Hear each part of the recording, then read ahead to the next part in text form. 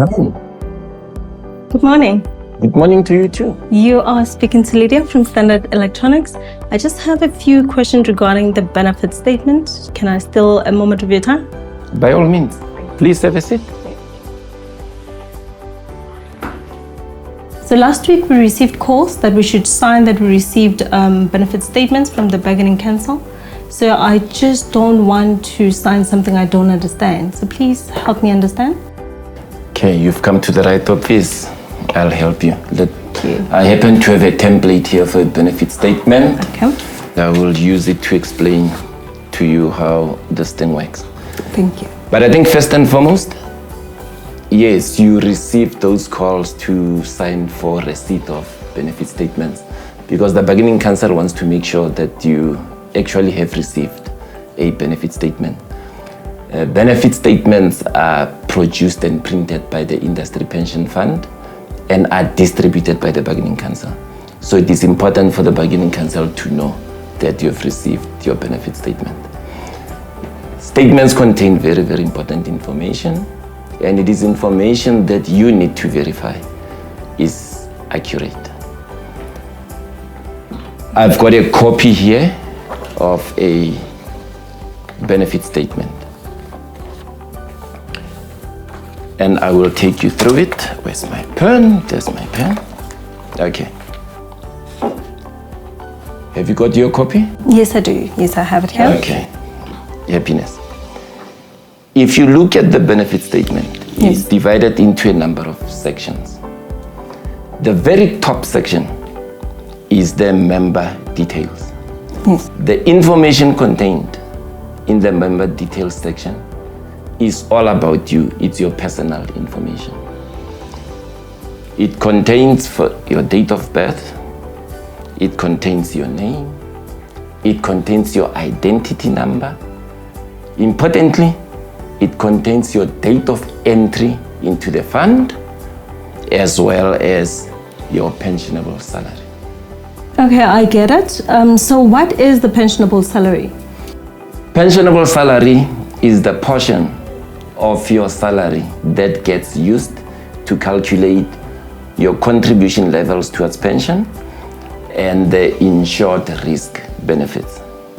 Okay. It is your basic salary, less things like allowances and overtime. Okay, I understand. And the next section on the benefit statement you'll see is the share of fund and contribution details portion. Yes. Firstly, it says, as you can see, the share of fund as a specific date shows you in this specific instance the value of the share of fund last year when the financial year of the fund ended. That value becomes your opening balance in the new year.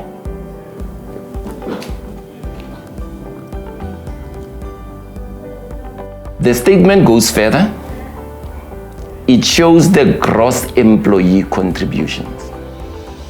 Now, gross employee contributions are the deductions that are taken from your salary and then paid over to the fund. The money gets paid to the Bargaining Council, and the Bargaining Council pays the money over to the pension fund for investment purposes. Then there are gross employer contributions. Now, these are contributions that are made by the employer on your behalf. What then happens from these gross employer contributions is that costs are going to be deducted. This would be the cost of running the fund, as well as the cost of buying insured risk benefits on your behalf. Whatever money then that gets left over from these gross employer contributions, they are then paid over to the fund together with the contributions that you then would have made. So your contributions are paid over in full for investment purposes. The gross employer contributions less the costs are then paid over to the fund. Okay. These monies Yes. are then invested on your behalf to earn investment returns. And you will see there is a portion on the benefit statement that indicates investment returns. Yes. So that would be the money that would have been earned by the total sum of contributions made on your behalf less costs. Okay, so what happens if the fund loses money? Okay. Then the investment returns will then indicate a negative number on the benefit statement. And of course, then the trustees will communicate with industry, with members, explaining the reasons why the fund would have lost money. The primary purpose of the fund's existence is to ensure that your money gets enhanced and does not shrink through losses and so forth, because the money needs to look after you post your waking life. Okay. So tell me more about the insured benefits that you just mentioned. Okay. The fund has 3 insured benefits for its members. The very first benefit is the funeral benefit. Its purpose is to take care of the cost of funeral in case either you as the main member or your spouse or your children pass on. If your kids pass on, that benefit gets paid, but on a sliding scale. For a stillborn child and children up to a maximum age of 6 years, the fund would pay 3,500 rand as a benefit. And then in respect of kids between 6 and 14, the fund would pay 7,500. In the case of kids between the age of 14 and 21, the fund pays 10,000 rand. But there's a very important qualification, and that is the kid, and particularly we are talking any person above the age of 18 and 21, that child needs to be unmarried to qualify for this benefit. Okay. In the event that it is your spouse who passes on, Yes. the benefit payable is 15,000 rand. And of course, in your case, as the main member, 20,000 rand is payable. Now, the cost of this benefit is quite small. You pay 20 rand per month for that benefit. Okay. The second benefit is the disability benefit. Now, it may well happen that during your employment in the industry, you get disabled. In that event, the fund will then pay you a disability benefit, which is 55% of your monthly salary. Now, this benefit is payable up to the earlier of recovery, retirement, or death. The final benefit that is offered by the fund is the death benefit. The death benefit gets payable when you pass on. Yes. Currently, that benefit is 3 times your annual salary.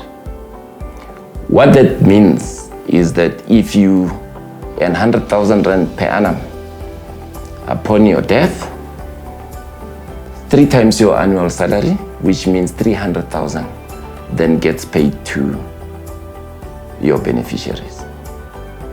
If you are earning 200,000 per annum, it is then 600,000 rands that get paid to your beneficiaries. Wow, that is interesting. Yes. The last part that you need to pay attention to on this benefit statement is the contribution history section. Now, this section details contributions that you have made as well as those that have been made by the employer on your behalf. It is very, very important that you ensure that the contributions as reflected on the benefit statement actually match your payslip. Every employer is required to indicate deductions that they are effecting on your salary, as well as to indicate deductions that they are making on your behalf, on your payslip.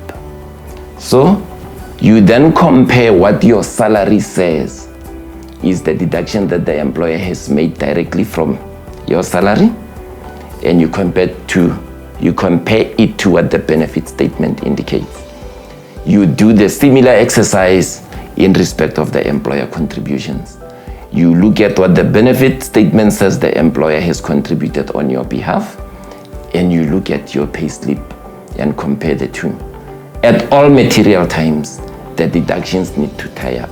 They need to match. They need to be the same.